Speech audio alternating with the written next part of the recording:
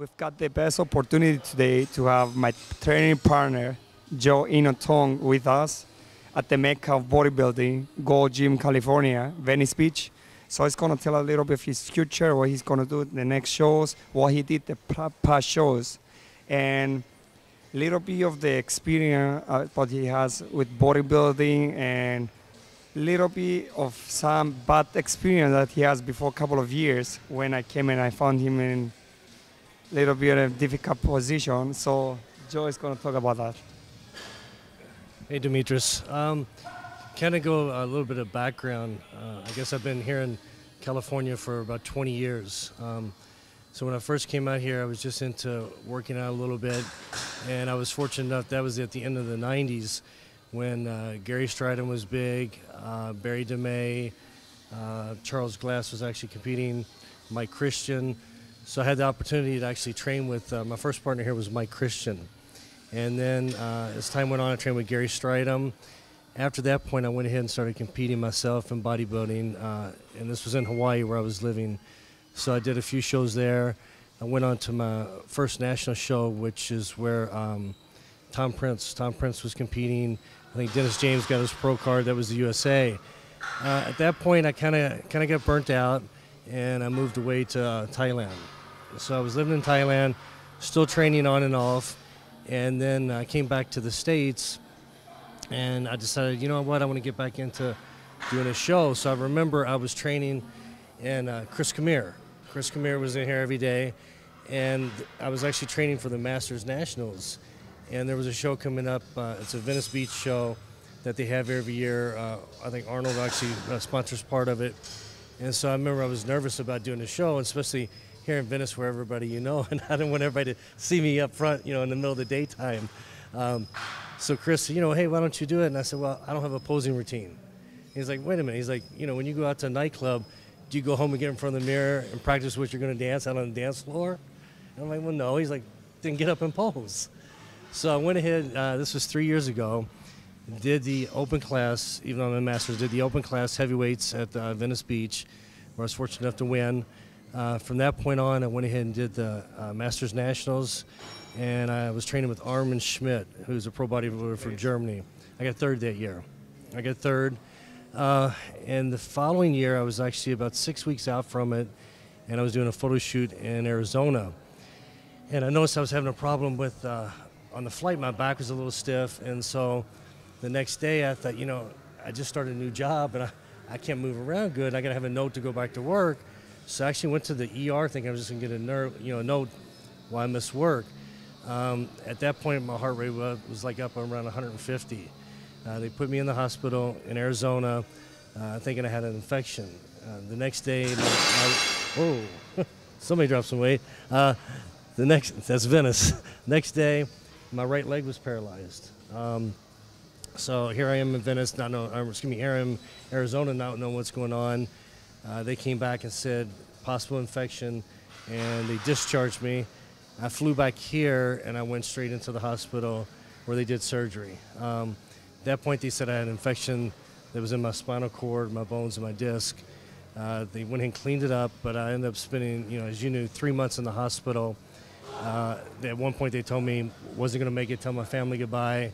I was fortunate to have a lot of people from here give me support, coming to visit. They gave him like 2 weeks that he's going to survive, so it was like, no, I'm not going to give it up. This was the story of Joe. I was like back home, and he was telling me that the doctors, they told him about 2 weeks, and that imagine this, somebody sitting in a bed and thinking about this, imagine how much it's going to take you down. So I came and I found this guy over here walking wasn't the same Joe that I will remember, because when I left, he was ready for the show, and then I came over here, he was 180, kind of skinny for his size, kind of skinny for his person. Skinny and fat both. Yeah, and I was like, Joe, what's going on?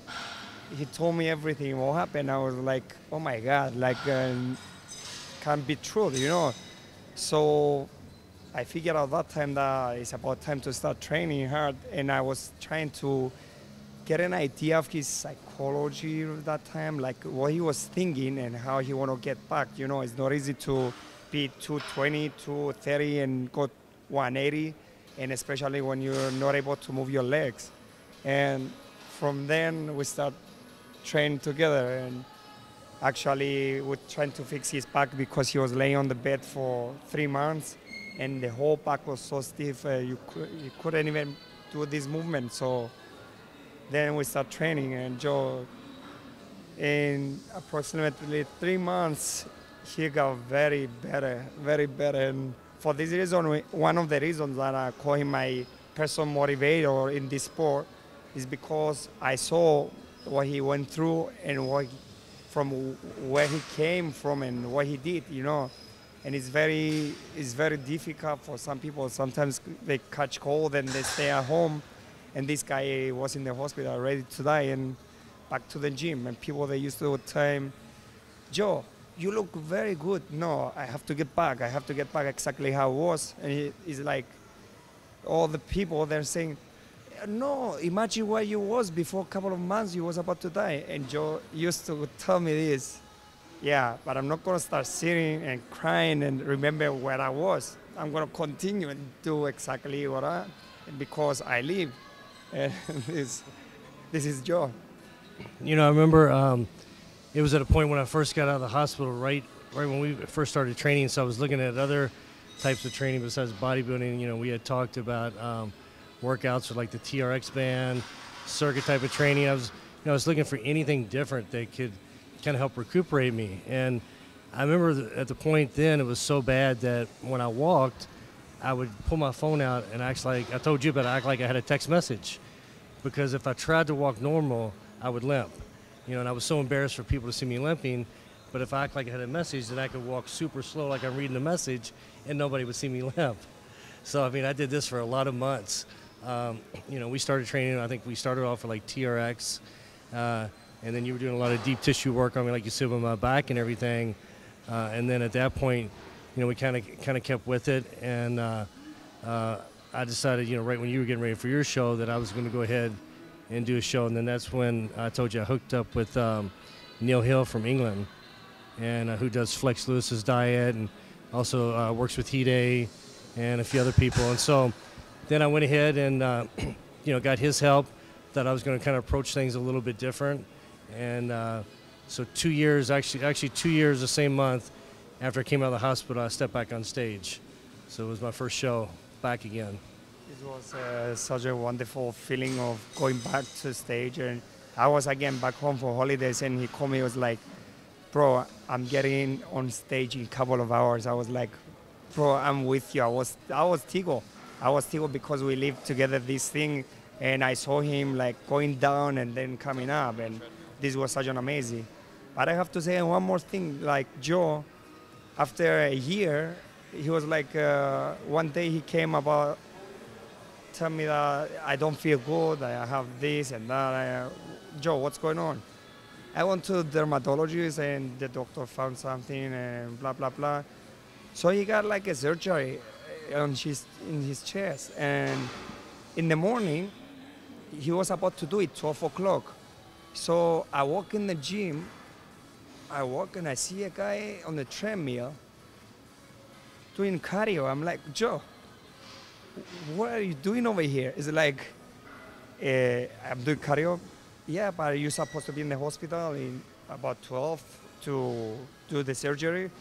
Yeah, bro, I'm not losing the training today. I'm like, oh my God.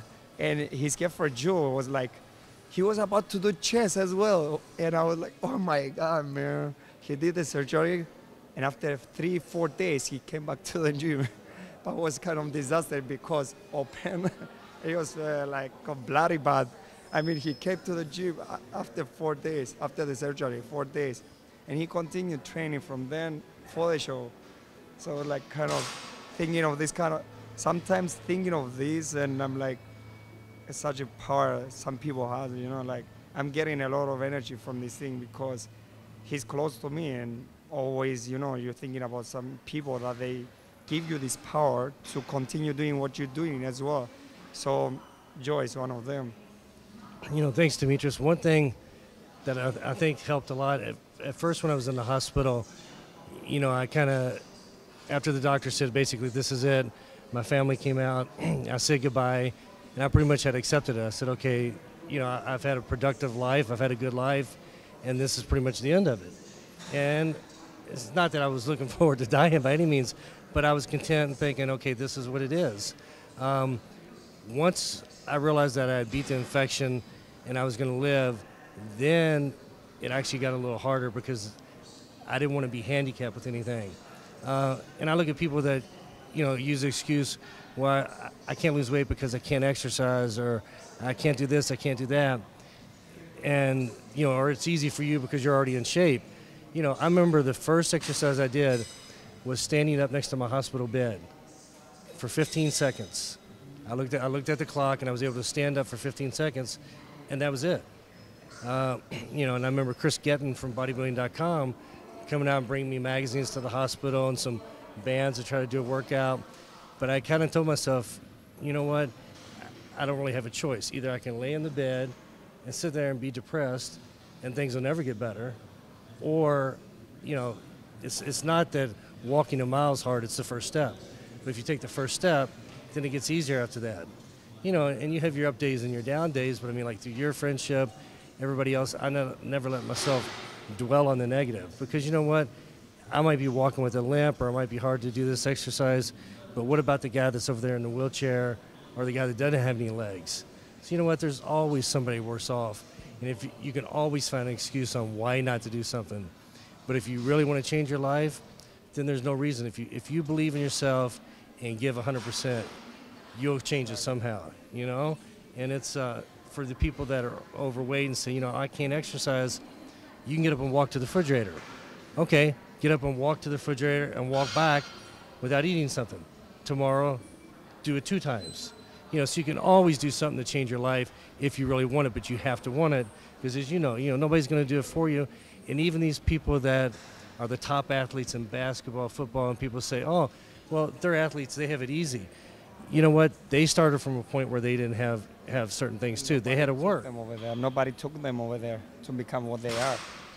And we see that when we're athletes right now. Sometimes you have everything, you have all the opportunities in your life, and you're thinking of quitting, and you're like, oh my God, I'm not able to do the show, I'm not able to do this. You have everything. Sometimes you're like, you're thinking about that. It's just your mind play games with you. So even the athletes, when we see them, I used to say this when I was watching football players, successful football players or basketball players. Oh, they've got the money, they've got this, they've got the managers which they're pushing them. No, it's not that. To be there, to be on the top, is not easy. And it's not easy to follow these kind of things. You just need to concentrate to yourself, to push yourself to the limits. It's hard, but it's easy to get in the gym and spend 40 minutes during the day, just 40 minutes, and then again and again till you go to this point that you're going to start changing your own body. And we saw that all the time. You know, another thing, if I can say too, like you talk about the 40 minutes, you know, you have to, it's not going to come easy, so you have to set yourself up with a game plan that's going to be something to help push you. Like if I pull out my phone right now, I have 5 different applications on it of like positive quotes for the day, positive sayings, and every day I look at these. You know, I look at all of them like, you know, this quote, because it doesn't come naturally that, you know, you don't wake up every day, want to go in and practically kill yourself in the gym, you know, weights for a couple hours, cardio, posing. That's, you know, that's not, you know, the best enjoyment and fun. Of course, you love to train, but it's hard work. But if you give yourself ways to get ahead instead of setting yourself ways up to fail, you know, you can do it. And you just got to make that effort to do it, because it doesn't come easy for anybody. But you just got to have things there so you're more likely to fall back on something positive instead of negative. So because we know that you're going always from the hard way, can you tell us your plans for the next show, for the, what's your goal right now? After I competed this year, I wasn't sure, you know, because I'm in my 40s now, if I was still going to compete. The past show was really hard because, you know, I work in the medical field and I also have a fitness company. So I was averaging about 4 hours sleep a night training for the show. This time I decided I'm going to go ahead and do the same show again this year, which would be the Masters Nationals in July. I'm working with, again, still with Neil Hill. Last year I just used him for my contest prep. This year I'm using him year round. In the past I wasn't as serious in the off season with my diet, whereas this year I'm really a lot more focused on it. For example, I think last year I started my diet 16 weeks out at 222 pounds. And so now I'm about 7 months out and I'm 237 pounds. So I'm following everything he says, you know, making sure I put my time in the gym, and hopefully this time I'll come up with a pro card. You know, I'm at least going into it thinking that it's going to be mine. I'm going to give 100%, and I'll be, you know, there ready to do battle. Just see what the judges want, you know, the day of the show. Probably we're going to see you with pro card. I was expecting this pro card this year, but you didn't give us a favor. And this year, hopefully, we're going to see you with pro card, and I hope you're going to take it because you deserve it, man. You deserve it because when I saw the pictures from the show, I was like, why? Why this happened? And Joe started his diet 16 weeks out, he said, but he was ready 10 weeks before the show, he was ready.